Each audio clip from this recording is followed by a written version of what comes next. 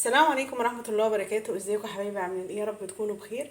النهاردة ان شاء الله هنعمل مع بعض احلى واطعم شوية فول نابت. هنعمله بطريقة سهلة جدا وبسيطة والطعم فعلا تحفة. يلا بينا نشوف هنعمل الفول القمر بتاعنا ده ازاي.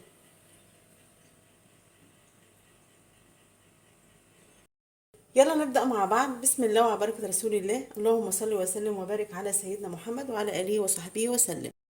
انا معايا فول نابت. انا هنقعاه لمدة حوالي 12 ساعة في المية، وبعد كده تاني يوم رحت مصفية المية وشطفاه بمية نظيفة، وبعد كده حطيته في شاشة او تحطيه في فوطة وتغطي عليه لمدة حوالي يومين او 3 لحد ما ينبت معاكي بالشكل ده. يلا بينا نشوف هنعمل الفول بتاعنا ده ازاي.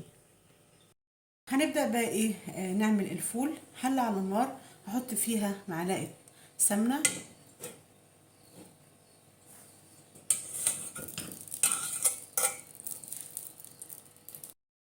وهنزل كده بالفول،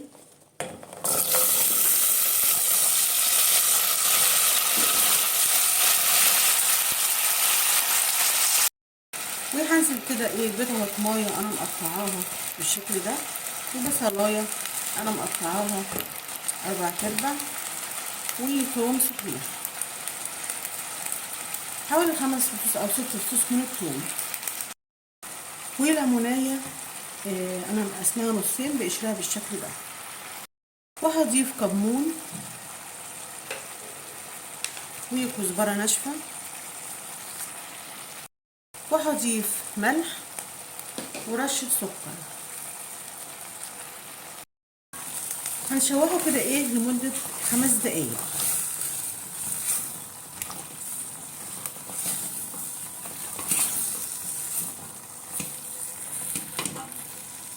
هضيف المية المغلية،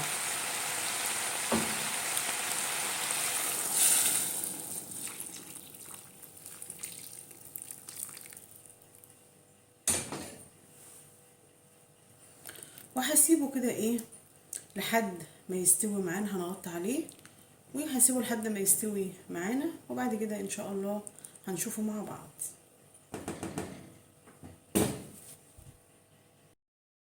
كده خلاص الفول استوى معانا ما شاء الله، تحفة.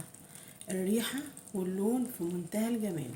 معانا المرقة او الشوربة بتاعته مش غامقة، فاتحة بالشكل ده، فعلا تحفة.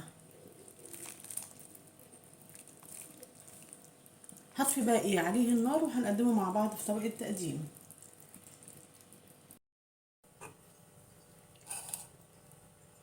هنقدمه كده في طبق التقديم.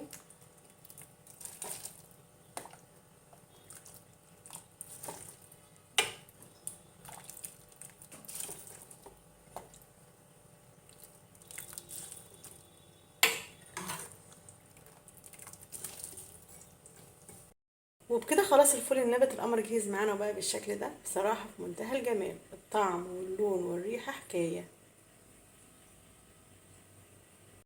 أطعم فول نابت هتعملوه، جربوه على طريقتي إن شاء الله هتعجبكم. نتقابل إن شاء الله مع فيديو جديد.